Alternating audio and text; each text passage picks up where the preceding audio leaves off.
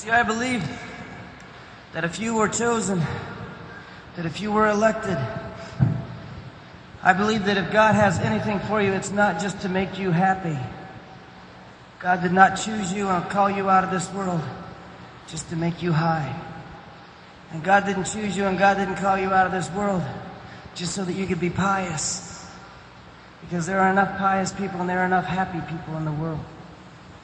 What God called you for and what God called you to is to make a difference in the world.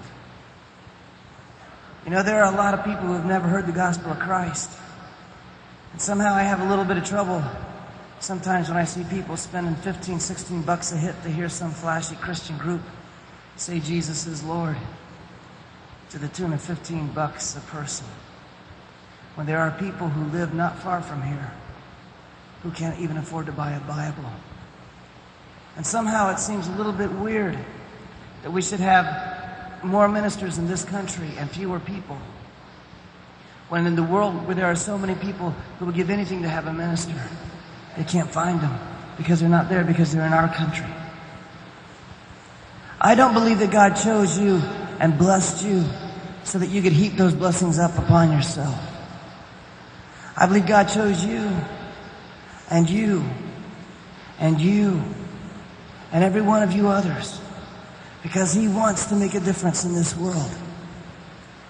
And you know what? What I think is scary about God is He didn't come up with any plan B.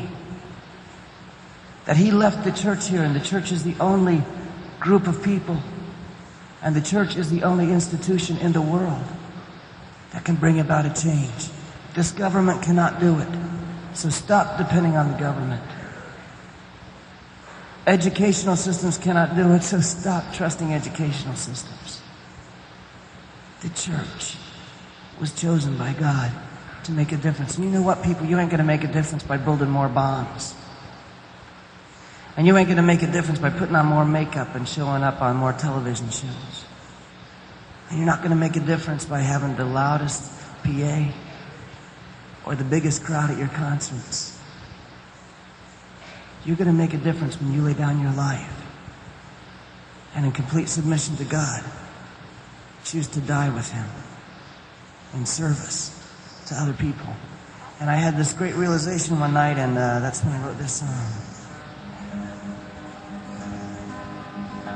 As I laid me down one evening, I thought of Jesus on the hill.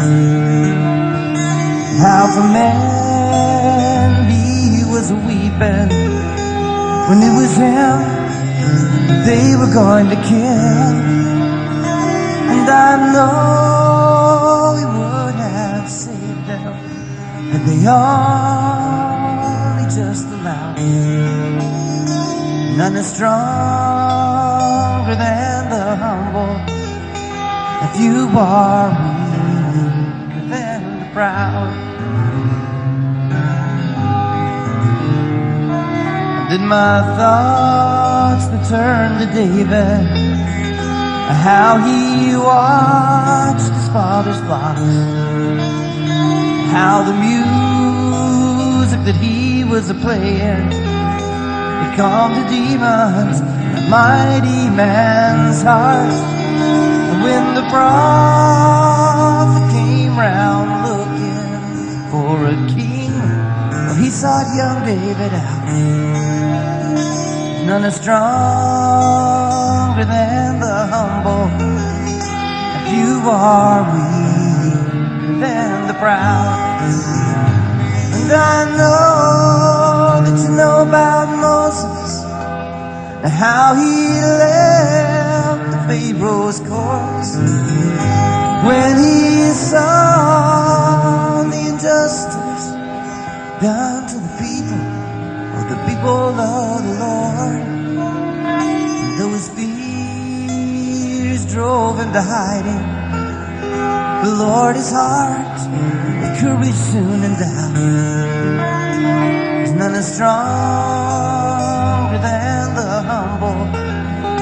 If you are weaker than the proud, and none as stronger than the humble. You are weak and proud.